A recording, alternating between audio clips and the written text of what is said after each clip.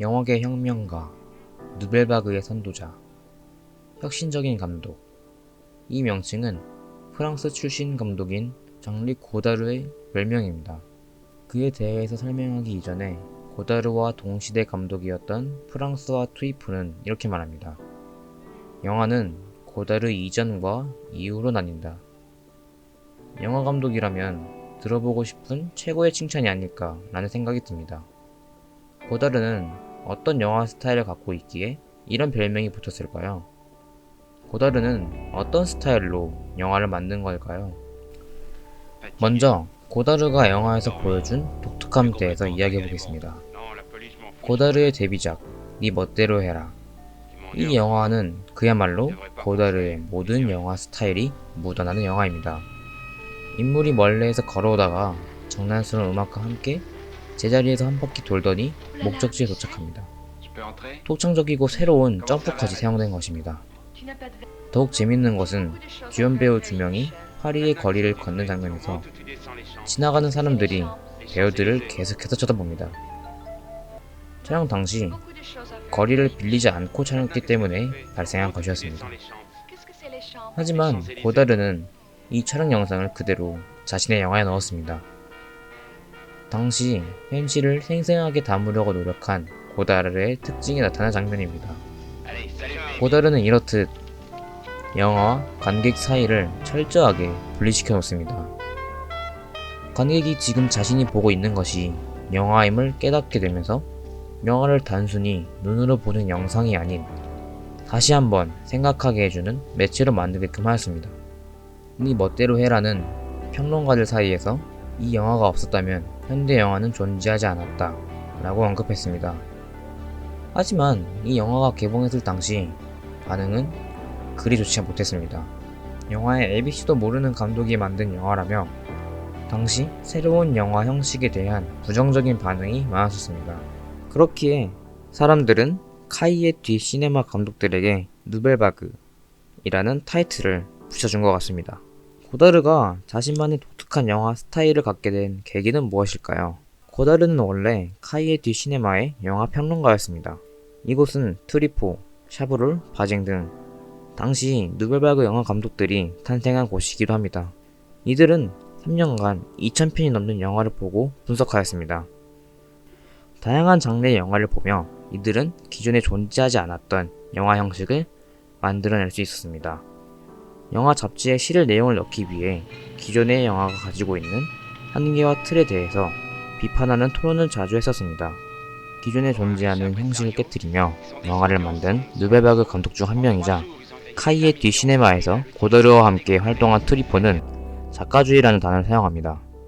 그는 감독 개인의 영감과 통제력이 산물이 되어야 하며 단순히 시나리오를 이미지로 옮기는데 그쳐서는 안 된다고 주장합니다.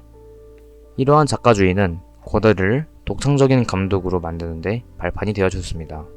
앞서 언급한 고다르의 별명 중 하나인 누벨바그의 선도자, 이 타이틀은 어떻게 얻게 되었을까요? 그 이유는 고다르가 50~60년대 프랑스 영화계에서 기존에 존재하지 않았던 색다른 영화를 만들었기 때문입니다.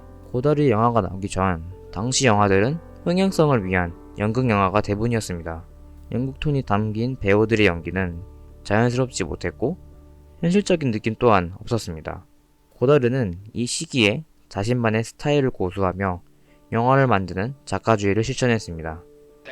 뚜렷한 기승전결이 아닌 서사구조를 이어왔기 때문에 영화가 지루함이 없지 않아 있습니다.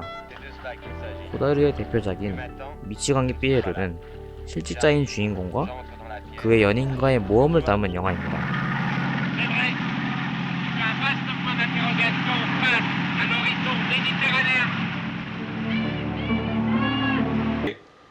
Des enfants malades, des idiots, des nains, des infirmes. Quelques pitres monstrueux vêtus en princes. 주인공의 연인인 페르디낭의 일기를 통해서 진행되며 중간중간 들어가는 나레이션과 점프컷들이 고다르의 영화임을 알려줍니다. C'est moi, Marianne. T'embrasser, Une histoire. compliqué. J'ai connu des gens. Tu t'es amoureuse. 하지만 Se servir de 더욱 mon 고다르적인 부분은 인물들의 대화에서 나옵니다. Comme au Vietnam, on déshabillera. qui avait perdu de son côté 115 ans. Ainsi s'achève C'est terrible, hein, ce que c'est anonyme. Quoi?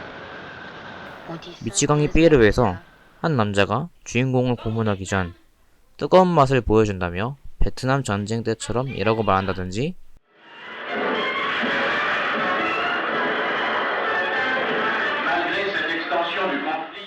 주인공이 극장에서 베트남 전쟁에 관한 영화를 본다든지 등 누구보다도 현실을 직시하고 정치에 관심이 많았던 고다르는 자신의 영화에 정치적인 내용을 담기도 하였습니다.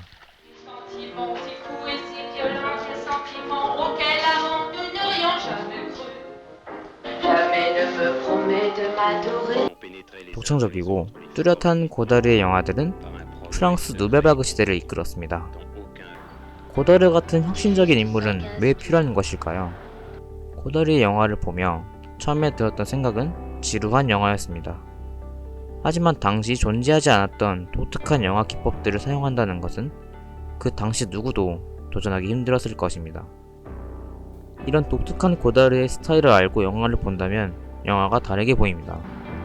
고다르의 예술을 들여보는 듯한, 어쩌면 현대의 감독들이 영화를 찍기 위해 봤을 교과서라고 생각하니 기존에 생각했던 장리 고다르라는 인물이 다르게 보입니다. 우리는 거장이란 말은 많이 들어보았습니다. 그만큼 거장인 감독들은 많고 감독의 스타일 역시 다양합니다. 하지만 왜 그들이 거장인지는 잘 알지 못합니다. 남들이 거장이라고 부르니까 나도 그럼 거장이라고 불러야겠다 하는 마음이 앞설 것입니다. 적어도 제가 그랬습니다. 하지만 고다르라는 감독의 영화를 보며 그의 작품으로 소통을 하면서 내가 왜 그를 거장이라 불러야 하는지, 왜 고다르는 당시 새로운 물결이란 뜻을 가진 누벨바그를 이끌었는지 알 수 있었습니다. 미치광이 고다르의 영화 미치광이 삐에로를 한번 보시기 바랍니다. 감사합니다.